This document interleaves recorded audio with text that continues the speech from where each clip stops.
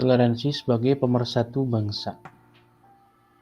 Ini merupakan pembelajaran bagi pendidikan agama Islam dan budi pekerti kelas 11 semester genap. Pertama-tama kita harus paham dulu apa tujuan belajar. Yang pertama, setelah menganalisis dan lain sebagainya, mempelajari dan mengamati berbagai macam hal-hal yang disampaikan, maka siswa dapat menganalisis makna dari toleransi. Jadi menganalisis makna dari toleransi adalah makna-makna yang ada, dianalisis dan kemudian disimpulkan. Berikutnya adalah menganalisis sikap-sikap intoleransi. Apa saja sikap-sikap yang jauh dari perilaku toleransi. Dianalisis, kemudian disimpulkan.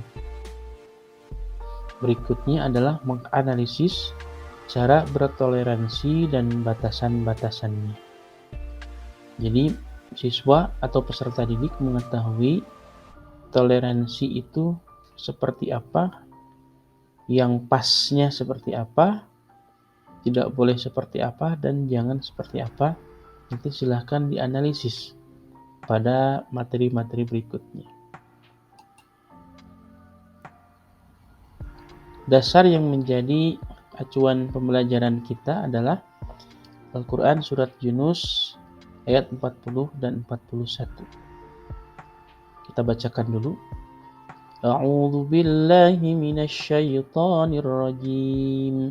Bismillahirrahmanirrahim. Wa minhum man yu'minu bihi wa minhum man la yu'minu bihi. Wa rabbuka a'lamu bil mufsidin. Wa in kadzabuka faqul li 'amali wa lakum 'amalukum antum bari'una mimma a'mal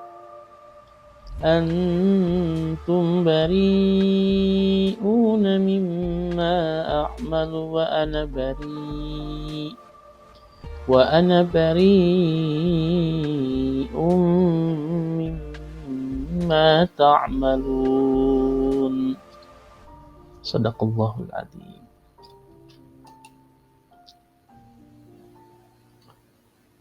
Ya, artinya di antara mereka ada orang yang beriman padanya, yaitu Al-Quran, dan di antara mereka ada pula orang yang tidak beriman padanya.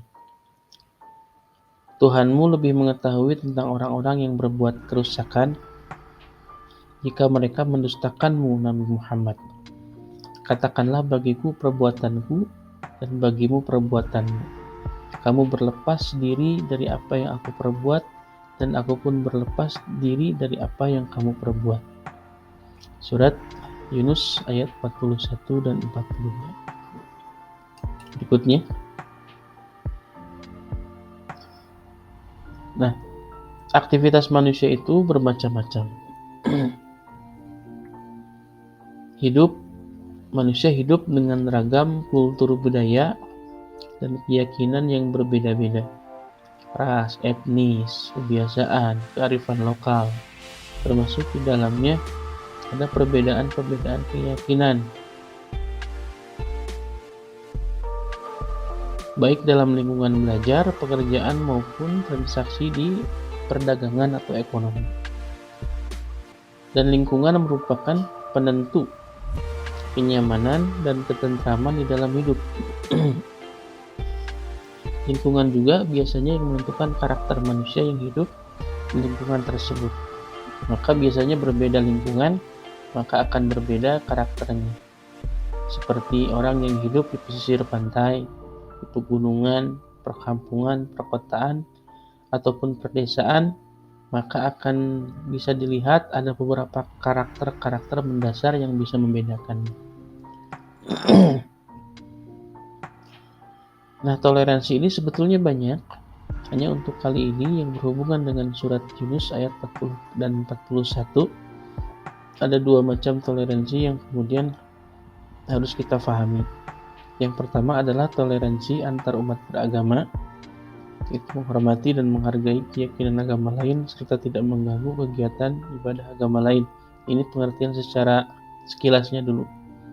Kemudian ada toleransi seagama, yaitu tetap berkeyakinan bahwa berbeda paham mazhab bukanlah berbeda agama. Selama bertauhid maka tetaplah saudara seakidah. Lanjut.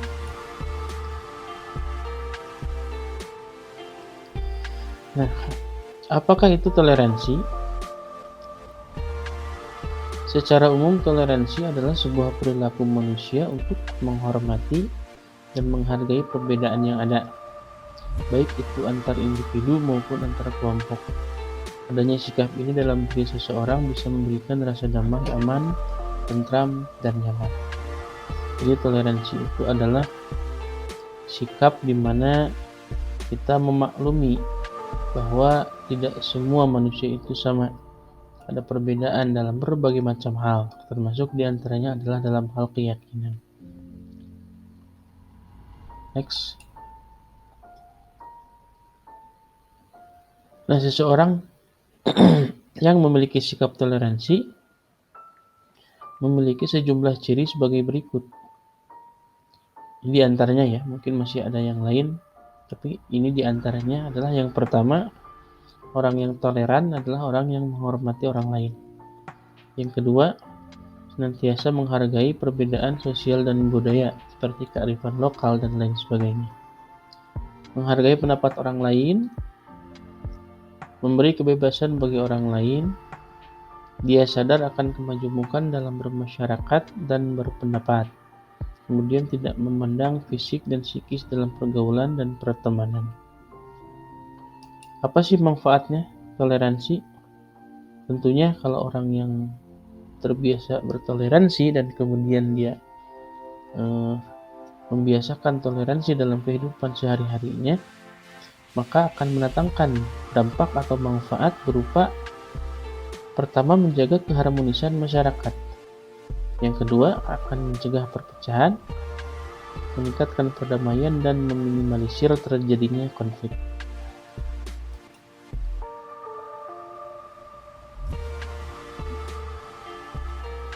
Nah, terus bagaimana dengan sikap kita terhadap pemeluk agama lain? Toleransinya bagaimana sih?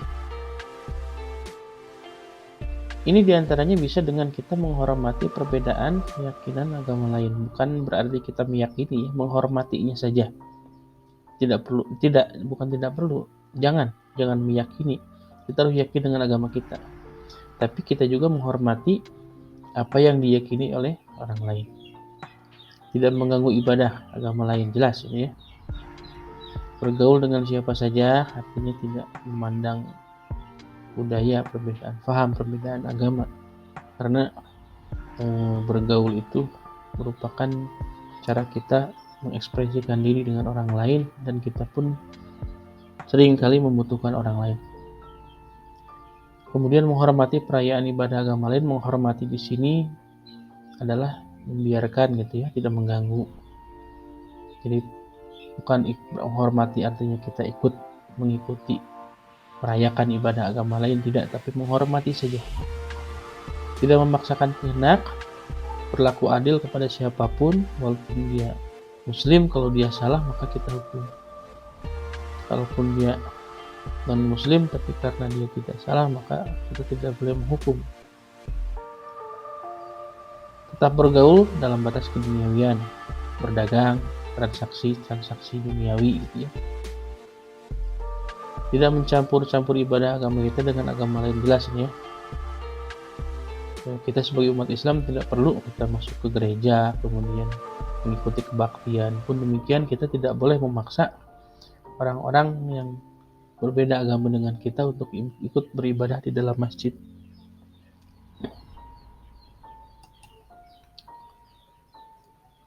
Ya.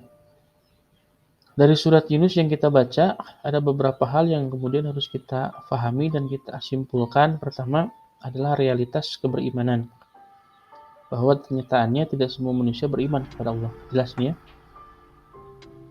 Kemudian tuduhan kaum musyrikin terhadap Rasulullah berbuat kerusakan. Allah menjawab tuduhan mereka. Nah, ini kan bersilat lidah ya, kaum musyrikin pada zaman itu, pada zaman Rasul, paling pintar bersilat lidah, menuduh bahwa Rasulullah dan para sahabatlah yang membuat kerusakan. Nah, dijawab oleh ayat ini, Wallahu a'lamu bil mufsidin. Kemudian yang berikutnya konsekuensi amal, bahwa setiap amal baik dan buruk pasti akan ada balasan. Ya. Kemudian menyikapi perbedaan tanpa kekerasan. Berbeda pasti, karena manusia tidak mungkin sama. Nah, yang menjadi masalah adalah bagaimana sikap terhadap perbedaan tersebut.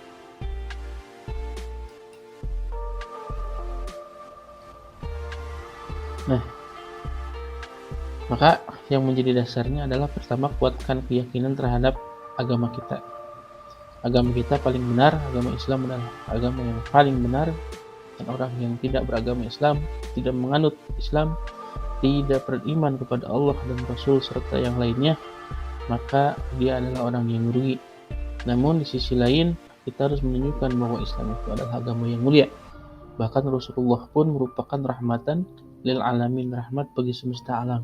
Kita pun harus seperti itu, sehingga tanpa paksaan pun orang akan melihat bahwa Islam adalah agama yang ramah, baik, dan penuh rahmat. Maka atas hidayah Allah pun bisa jadi mereka memeluk agama Islam, gitu ya. Maka apapun yang terjadi, apapun yang kita lihat, kita harus senantiasa mencontoh kepada Nabi dan harus senantiasa melaksanakan apa yang Allah perintahkan. Dan diantaranya adalah dengan menunjukkan sebuah bukti nyata toleransi dari Islam atau tasamuh. Terima kasih, mudah-mudahan bermanfaat.